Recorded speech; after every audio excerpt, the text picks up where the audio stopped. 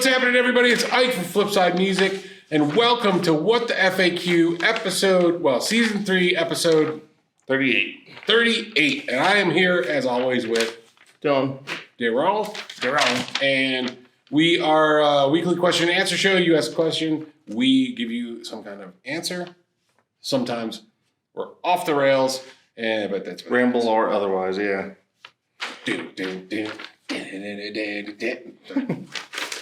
Yeah, we got a few questions this week and then one kind of discussion topic, but I guess we'll start with Tim White, one of our local customers. He asks, as the holiday gift season approaches, what are some of the things that have come into the shop that we can suggest to our families to get us?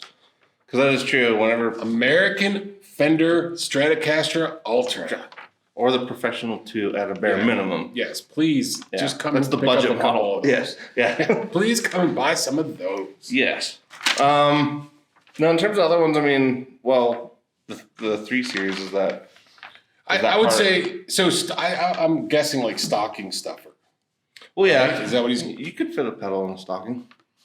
You could fit some pedal. You could fit like 2 or 3 pedals in a stocking. You could, depending on whose stocking it is. Yes. But as the 3 Series, is that something we can or can't talk about? As far as what? The new ones. Because those would, I feel like, be good. Oh. Well, I haven't said what they are. Okay, so we'll just, we won't say what they are. But yes, let's just. Okay, yes. Let's just say yes. 80 people, maybe 100 I know, people. yeah. And I don't think anybody's calling Josh Scott and saying, oh man, guys over at Flipside totally fucked. Oh man, they said 3 Series and they didn't say anything else, but they said 3 Series. Yeah. So we're not going to give away. We're not going to give away the farm here. Well, and actually, here I can even edit what So we'll edit as we're going here, and I'll just say any of the 3 Series will be, whether it's new or not. Any of those would be great stocking stuffers because of the price. Right. So I was going to say, if you're going to go for pedals, those are all great.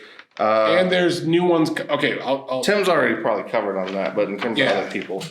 And Tim also uses, I don't think he's the super duper on the pedal side. I think he's doing everything through iPad and all that kind of stuff.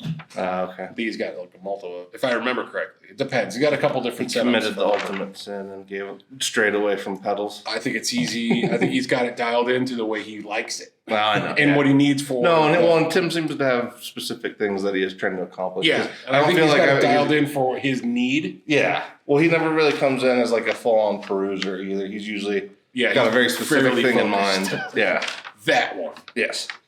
But there are some new 3 Series pedals coming out from JHS. Yeah. So look for that as we get closer to the Christmas season. And every year I say the plumes too from Earthquaker. That's a I'll great always one. say that one. That one's an amazing money wise. Yeah. I would say, but if you're looking for like a stocking stuff or like smaller stuff, like new the Ernie Ball. Yeah, the Ernie Ball Capo, the Axios. Yeah, that one's a good one. That's a really good one if you want to, capo something. Because that one's a dual purpose. It'll do electric and acoustic. I don't think it'll do flat like classical, but it'll at least do electric and acoustic. Yeah. I think some of the Music Nomad stuff, like the tools for doing setups. Yeah, like one of the setup kits. Yeah, those are really cool. Music Nomad's been putting out some really cool stuff this year. They put out some razor files for your nuts. Yeah. Got to shave your nuts. So there's a PSA. So if you want to be freshly shorn nuts. Freshly shorn. Yeah, shorn nuts on your wee fiddle. Yeah. You have a wee tadja. Yeah. Then you can use the new diamond files from Music Nomad. Diamond files. You want to get real precise with it. We'll send those to the cabaret room. But anyway, like Music Nomad stuff, I would say there's even, they got cleaners and different stuff like that, like brushes underneath strings. We've all had that dust issue underneath like a Stratocaster or under a Tele between your pickups. Or the headstock of a Gibson where you get those weird dust stripes in between the strings. Yeah. So stuff like that, I think they're not necessarily new, but they are kind of new. And I would say those would be really cool for stocking stuffers because they're going to fit in on that under $20 stuff. You know what? We should do a video this year. Actually, we for should. Real, finally one. Do one of like really cool stocking stuffers for like under $25. What do you guys think? Under $25? Under $35? Under $50? What do you consider? We could do increments, maybe like do, 25, 50, 75, 100 kind of a thing. Just do it like a tier system. And then when your family goes, hey, what should I get you? Right. Then you go watch my. You're like, how much money were you looking to spend on me? Yeah, watch my buddies over there at Flipside Music. They know some stuff. So yeah, we could do that. Yeah, I think buying practical things for guitar players is always a good idea because all of us need them. And at the end of the day, it's not a fun thing to buy yourself. I think so. Like buying practical, like cleaning things or tools for taking care of your guitars. I think that's always a good idea, just because most people don't take as good a care of it as they probably could. Right. So any help with that, it's always a good idea. I agree. Yeah, I know I do. I probably don't. I don't clean my guitars nearly enough. Yeah, I don't. Definitely don't change the strings nearly enough. Yeah, that's never pretty change the subjective. strings. Yeah. I'm really bad at that. Yeah. Well, anyway. But I like blues, so it makes it more. The gunk gritty. adds flavor. Yeah. But I also don't have like. That's why the stank face. That's where it comes from. It comes People from, don't realize it's from when the strings are so nasty that they smell. Yeah. These are rancid. These are real blues man strings. That's how I do it, man. That's how I get the How you get that stink? I wrote a song about it. you got stanky strings. You got the got some blues. stinky strings. Okay. All right. Sorry, off the rails. Okay, nothing here says question for next week, which is this week. A couple of months ago, your staff gave my 6-year-old daughter a free kazoo to take home, and she recently found it. I think that was me, if I remember right. What kind of monsters are you? Could have also been MJ because MJ's good. He tends to love giving all the kids kazoos. Yeah, stuff. He knows exactly what he would do with it if he were that kid. So. And I'm only saying it because it was a few months ago. So it was probably me or MJ, most likely, that gave that away. Sorry about that. We're not monsters at all. I usually do the kazoos to like the dudes that are not ready for a grown man to ask them if they want a kazoo. Like those are my favorite ones where they're like, wait, what? So, so just so you guys know, I mean, a lot of times if you buy like guitars, some companies throw in stale shit candy. Right. We'll throw you a musical instrument. Yeah. You might be the only company that actually gives you a musical instrument if you buy a musical instrument from us. Yeah, you might get a kazoo, you might get hot sauce, you might get a T-shirt, koozie. a koozie. You never know. Just it kind of depends. Definitely, especially if we know you, we try to send you stuff that we haven't previously. But sometimes I'm sure we get redundant. But if we know you, we usually send the Diamond Platinum Care Package. Yeah, that's what we call it. Yeah, the full kit. Yeah, the Diamond Platinum Triple Diamond Care Package. Yeah. So Great Vanzini. Yes. Yep. Who recently bought a Fender guitar from us. Thanks, buddy. He actually did do a video, and the link is in the previous or last week's episode. Yeah. So he put it in the comments. Yeah. So we hooked him up, T-shirt, kazoo, all the other stuff, stickers and such. So nothing here. Sorry about that, but for the kazoo thing, hopefully maybe she'll misplace it again. Yeah. It happens. So then question 2 of the original question, options of the ugly cousin. Opinions. Opinions. I was like, options. Yeah, opinions on the ugly cousin of the humbucker, Filtertron pickup. I don't think they're ugly, but I guess he to each his own. Yeah, they're mostly in Gretches these days, but would you like to see them stock in more guitars? I actually like them, so I agree with you. I don't really find them to be that ugly, and I think they look really cool. They're the overlooked one, but I think. To me, they look classic in a totally different way. I know they're not like steampunk or anything, but they almost have that more, like a handmade kind of look to them, even though they're mass produced like everything else these days. But I always thought they had more of a signature kind of old school look to them. And maybe it is just because I only really do associate them with Gretches for the most part. I mean, they can obviously Reverend does their own with the Revtrons, but Revtrons. I mean, you got flavors. Yes, but I like the look of them, especially in like a Cabernita. Mm-hmm. Yeah, that looks super cool. I like the sound of Filtertrons. Mm-hmm. Lower power, but more of an interesting mid-range kind of bump to them. Mm-hmm. Especially under gain. Like I don't know if you guys try that often because I feel like a lot of guys do hear them clean more times than not. Yeah, but if you hear them like with some grit, like they actually have a cool. Almost kind of a P90 kind of snarl to them. That's why I like the Revtrons, which would probably be closer to like a Powertron, which is just a hotter version of the Filtertron. Right. Keep saying a lot of trons. Yeah, lots of trons. Electrons. Filtertrons. So I'd say all in all, my opinion is I like them. Yeah. Yeah, I actually think they're pretty cool. I don't have anything with them in there yet, but I have actually, all the Gretsches that we have had come in have all been really solid. So I wouldn't put it past me to someday end up with one of the semi-hollows. Because Jake actually has, I think, one of the made in Japan Gretsches. Mm-hmm. And I actually love the way his guitar sounds. Like it just has that vintage kind of, half twang, but also like that kind of rockabilly, like slap kind of to it. You know what I mean? Yeah. Kind of the Reverend Heat sound to it. Yeah, exactly. Yeah, but it's that semi-hollow vibe too. Right. So yeah, because I was thinking about actually putting a set of those into like a 72 Deluxe. Yeah, that'd be body sweet. That I got that I still got to finish. Actually, I always thought too. You don't see them, but I was like a Strat with two of those. I always thought would be kind of cool. Like a full Strat with the trim and everything, but with two of those, I think would be a fun one. Or even like one Filtertron and one P90 or something. Be a fun combo. 2 P90s, that's always nice too. Yeah. Like the one we have at the store, which I can't believe is still there. Right. I think it's it's an oddball thing that people.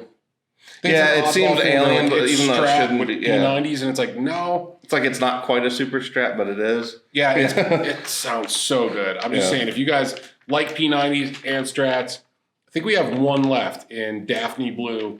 With the white or mint guard, Yeah, and it's a 2 P90 Strat. Please, somebody buy it. Yeah. So I don't take it home. Because I'm on a weird Strat thing. Even though I don't love Strats. I don't know. They're good. I mean, it's like that S500 that kind of got me a little bit. But anyway. All right. Sorry. Moving on. All right. Mr. Coombs, our preferred Canadian YouTuber. He said last week he asked a question about our favorite 10-watt amps, and I kind of danced. I gave it it's not really a political answer. What would you call that? It was a convoluted, kind of dumb answer, but it was also it still works. I'm not wrong. He's like, it still works. Not me. Wasn't wrong. Yeah. Next. But he said I didn't answer it correctly because my answer was if the amp attenuates down to 10 watts, then it still counts. But Ben wanted strictly 10. Yeah, Ben wanted strictly 10. Not according to Ben. Yeah. So this week's question, though, is when is the last time MXR released a new pedal? He said it seems like it's been a while. And actually, what is the name of that brown thing that replaced the Dookie? What's that piece of shit that replaced the other piece of okay. Didn't they just come out with the Raw Dog from the Raw? Well, don't say that. I know, but it's just it's a bad taste. What, the Raw Dog? Yeah, like the way it looks and the. I was like, how did it sound? Well, I don't know that yet, but. Oh, there you go. I don't know. Yeah. I didn't really look at the graphic. Why is there something offensive? No, it's just the dog. It looks cheesy. It's just cheesy. Oh, I don't know, because it's Eric Gale's thing. No, I know. I like him. I like him. I just think it's in bad taste. Oh, I don't know. Just the whole thing, it's just kind of weird. It's like whenever they put tribal stuff on a pedal, it just tribal tattoos looking stuff. Oh, it's like that. I didn't even look at it. Yeah, I know we got it. I'm just saying it's like the equivalent of doing that. It's like putting it's weird. I don't know. It's not. But anyway, that's sort of aside from the. It's like old school Ed Hardy stuff. Yeah. Here, let me see if. Anyway, that's the newest one they put in that I remember is the Raw Dog Eric Gale's. Before that, they had the Sugar Drive, which was just last year, wasn't it? Wasn't the Sugar Drive last year? I think it's been a few years now. Maybe a few years? Because, I was going to say it's... There was one, though, but you're right, the Raw Dog, though, was the most recent. There was one, though, that I swear they... Oh, it's the FOD, the FOD. Oh, yeah. Yeah, so that replaced the Dookie pedal. So it's kind of like brown with a white font. That's the newest overdrive, and that replaced the Green Day signature one. Which was supposed to be a double Marshall, right? Well, it was, yeah. It was supposed to be a Marshall with a blend, so you could kind of blend between two different kind of... Marshalls. Yeah. And so essentially the FOD, I guess, because it literally has all the same controls. Jake actually knew what the FOD stood for. It's a Green Day reference.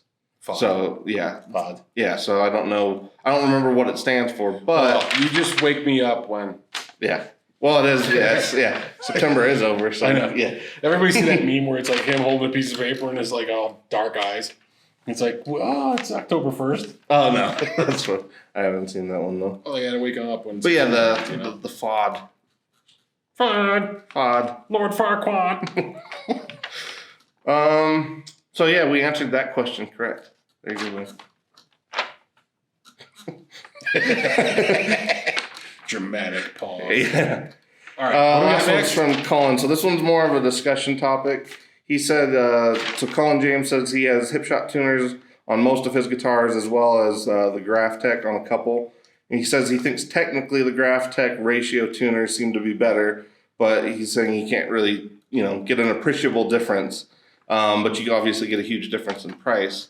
So I think that sort of leads into a discussion of, is there a diminishing point, is there a point of diminishing returns with hardware on a guitar versus the craftsmanship? Like if you were going to put more money into something on a guitar, would it be more for the hardware that's coming with it, or would you be more for whoever was putting it together? Because to me, I feel like there are definitely big differences that hardware can make, but you don't necessarily have to spend nearly as much money.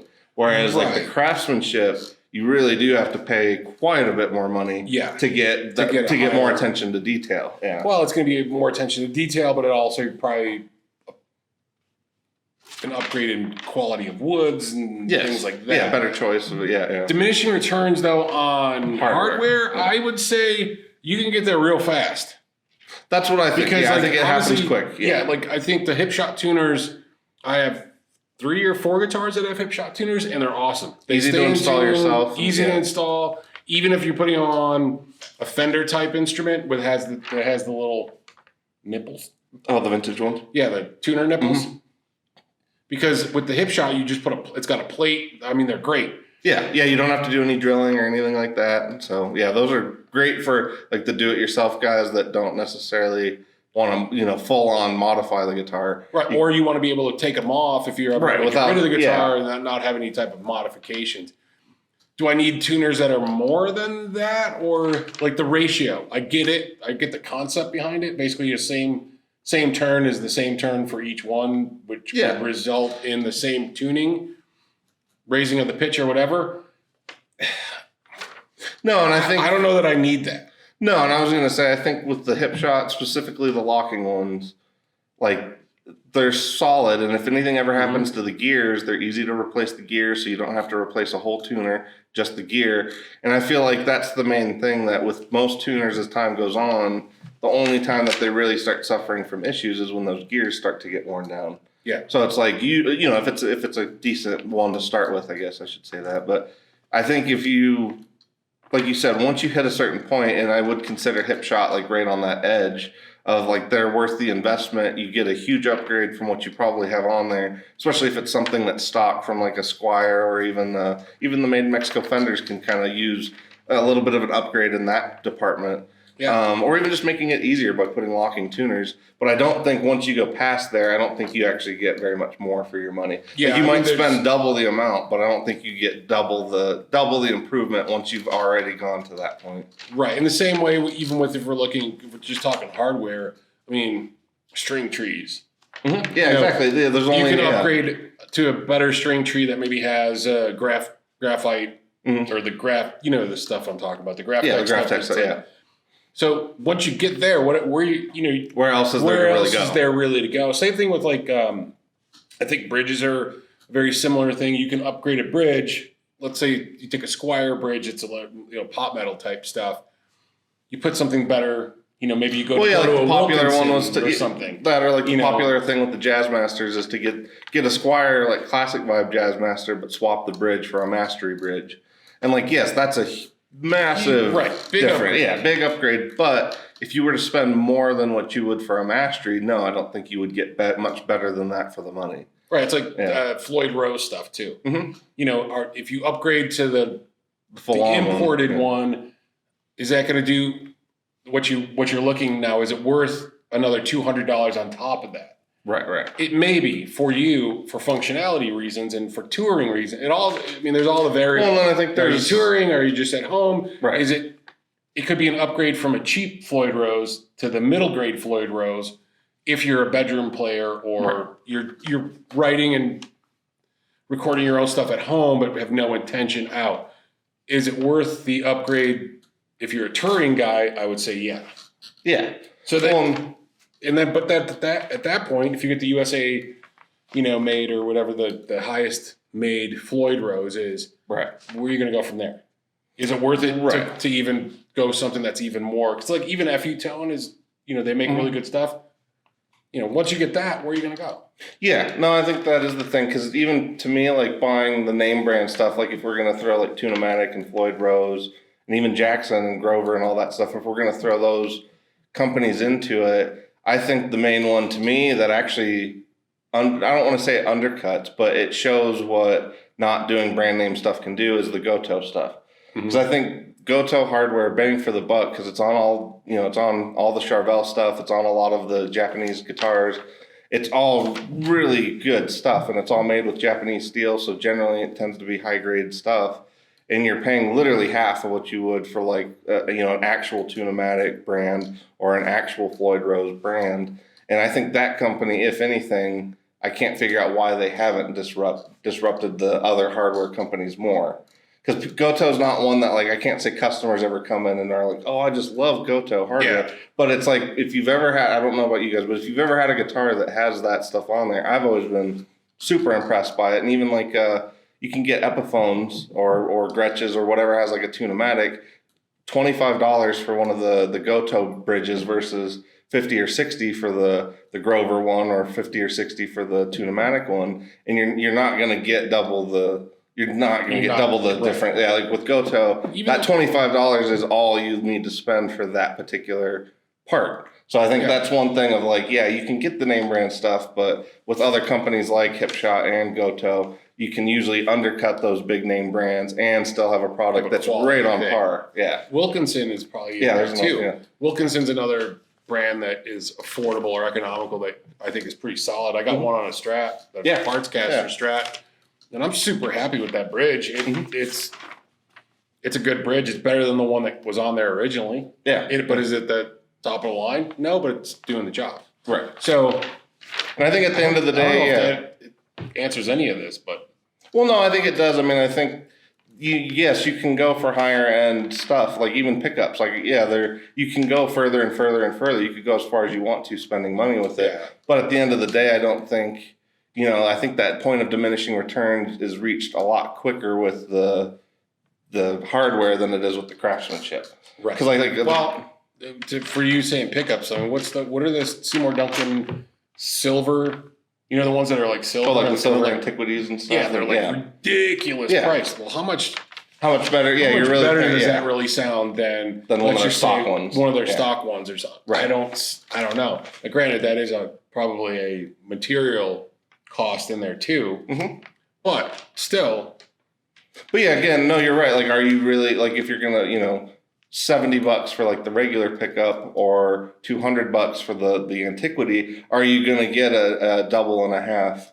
These are more than that. They're like 5, 6. Oh, well then, yeah. Am I getting hundreds of dollars more tone? Right from this silver shit? Yeah. No, I think that's when you want something specific. Like if you connected with that particular thing and that's just the pickup for you, then go for it. But I think most people don't need to go that far with hardware to get really quality stuff. I agree. Yeah. So no, I think that answers, and I think it was a good discussion because like the craftsmanship part of it, I do think is generally worth, not all the time, but is generally worth sinking the extra money into. Whereas the hardware part of it, you don't have to go crazy to get good stuff. Right. I'm with you on that. Yeah. Well, sweet. Yeah, I think that wraps it up then. I think that's it. This thing is. Yeah, no, me too. It's like right me too. Yeah, so I'm just trying to like look past the camera now. All right, well, I think that's it for this week episode, whatever the heck we said earlier. So we appreciate you guys sticking around. If you're new and you're still here, like and subscribe, all that kind of cool stuff. Guys, come and check out our website if you haven't been there yet. Check it out. Lots of new used gear. Got a lot of recent used gear on there, so check that stuff out. And we're going to be putting a couple new sections in there for demo deals and closeouts. So that'll be pretty cool too. If you're still here and even listening to this, check that out. soon, maybe in the next couple of weeks, we're going to start to sell some stuff that's been around a little bit longer, or it's got a little bit of demo wear, and we want to get rid of it before we have to. Yeah, this is the pre-spring cleaning. Yeah. We're trying to make some room because we got a bunch of cool new stuff that's coming in. Yeah. So, that's it. All right. Well, thanks, guys. We'll catch you guys on the flip side.